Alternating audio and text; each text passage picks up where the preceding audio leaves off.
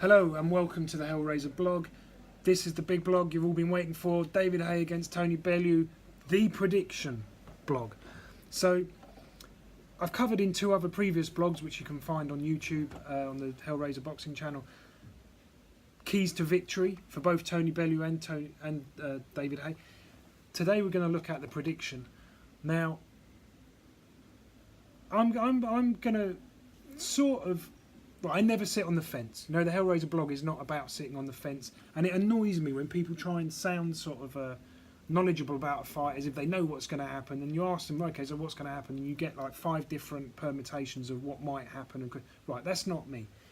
I give you a round and a result, and quite often we get it right, and sometimes we don't. Okay, so, but there are two scenarios, and impossible at this moment in time to know which one I'm going to follow because it revolves around the weight of David Haye. Now, if David Haye comes in anywhere near what he was last time, which was 224.5 pounds, then I predict Bellew's by stoppage.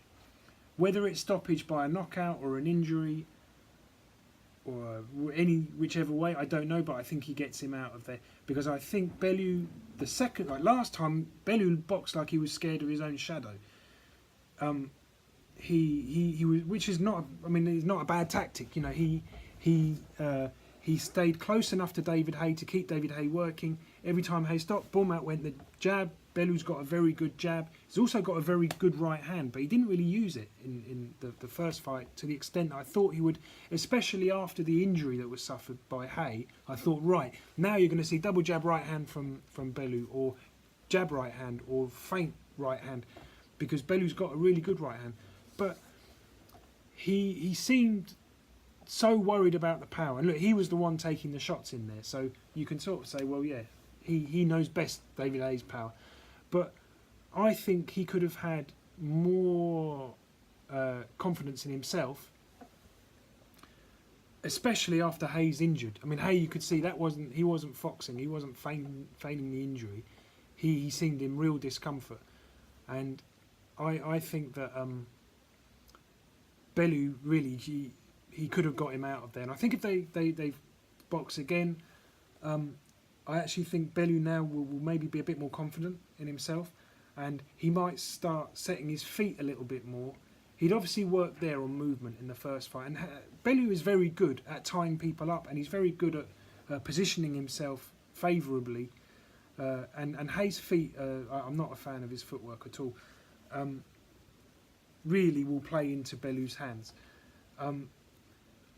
If Haye comes in light, now, then I think I still actually see Bellew winning, but I think Haye can outbox Bellew for periods of the fight. Certainly in the first half of the fight. I had Haye 4 rounds up after 4 rounds in their first fight. It's just like he couldn't sustain that work rate, and it wasn't just the injury that made it impossible to sustain. I don't believe that it was the injury that was the factor that gave the end result. I think Haye was going to burn out whether he ruptured his ankle. I mean, he throws a lot more punches in the 5th round. And to me, I think psychologically, I thought he realised this isn't working out well. I'm going to give this one big go. And if that don't work, then this is going to, it's all or nothing. And it was nothing in the end. He didn't get him out of there. Bellew survived it. It'll be very interesting to see if Haye comes in light and decides to box, like move off the back foot and mess Bellew around, because then you could see a very close fight that it wouldn't be impossible to see Haye winning it, but I still don't think that would happen. I think you're more likely to see Bellew nicking it on points if that's the case. I hope that doesn't happen because I think it would be an unspectacular fight. I would actually like to see. I think Haye, and I know with Salas likes guys that come in not square on there, but more square on than what Haye normally is. Haye to me, his feet are horrible. He's like there, and he loses a lot of power because of that. And I think here I'd like to see him a little bit more square on, and there we might see some fireworks. There we might see some big shots being thrown.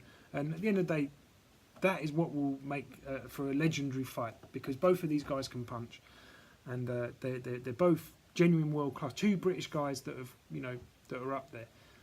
Whether Haye, I mean, Haye's performance last time certainly wasn't world class. So whether he can drop the weight and come in and perform like that, we'll see. If he comes, so that's the prediction, guys. Haye comes in heavy. I'm gonna say Bellew stoppage. Haye comes in light. I'm gonna say Bellew points. I hope you enjoyed the blog, guys. If you enjoyed it, please give me a like, give me better still, give me a subscribe, and I'll see you very soon on more Hellraiser blogs. Thanks for watching, guys. Cheers, bye bye.